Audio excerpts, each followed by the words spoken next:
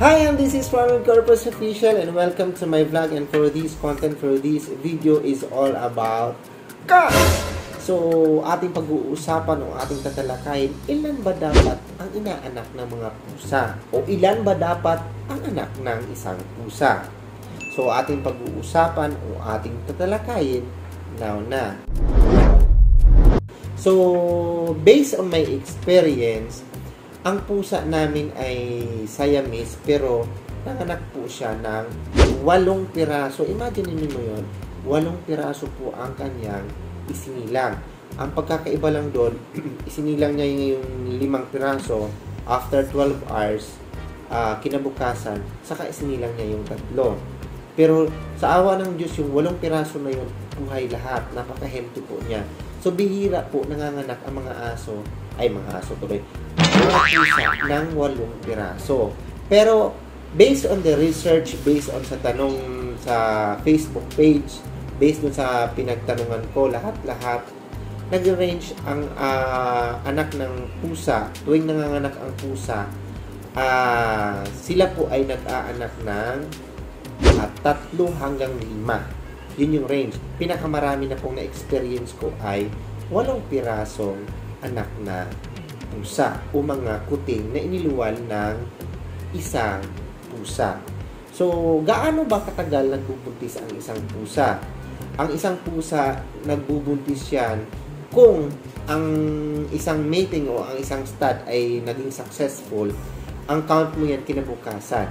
So, from day 1 hanggang 67 days o mahigit 2 buwan at 1 linggo, ito po ang range na manganganak po ang isang pusa. So, ibig sabihin, ang isang pusa nanganganak po siya sa loob po ng 2 buwan at 1 linggo.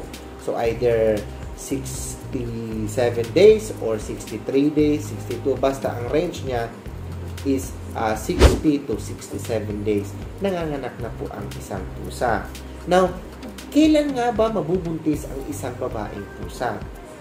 Ang isang babaeng pusa ay nabubuntis po as early of 4 months. Kaya minsan, nagtataka ka kung bakit, yung nakita mong pusa ng babae dun sa labas, maliit pa yun, pero bakit nagbuntis agad? Because as early of 4 months, nabubuntis ang isang pusa. It's because marami pong barako ang nakapaligid sa mga stray cats, lalo na yung mga stray cats. So, wala po silang kamalay-malay, 4 na buwan pa lang, at may barakong dumaan dyan, patay tayo dyan. Madali pong mabuntis ang isang pusa. It's because as early of 4 months, ang pusa ay pwede na pong mabubuntis. And pagbubuntis nila ay aabot lang po ng 60 to 67 days. Maaari na po silang manganak. Ang pinakamarami po nilang anak na based on my experience ay 8. Pero nagre-range lang po ang mga anak ng isang babaeng pusa 3 hanggang 5 piraso. Yun yung average. So based dun sa mga pinagtanungan natin, pinag-research, ang average na anak ng isang babaeng pusa ay 8 to 5 piraso lang. So, yun lang. So, sana meron kayo natutunan for this content kung ilan ba ang anak ng isang babaeng pusa. Once again, this is Ronald Corpus Official na nagsasabing, kung hindi ka pa nakasubscribe ng ating YouTube channel, so please subscribe to my YouTube channel, and kung nagustuhan mo yung content na to, so paki-like, and kung ito po ay karapat-dapat i-share, so i-share po natin para po sa kaalaman natin lahat. And mag-leave po kayo ng comment any suggestion, opinion for the next vlog or additional information about this content, kung ilan ba dapat ang anak ng isang babaeng pusa.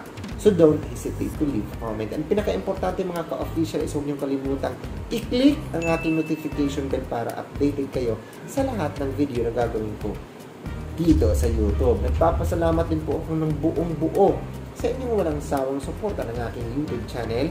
I love you all and bye-bye.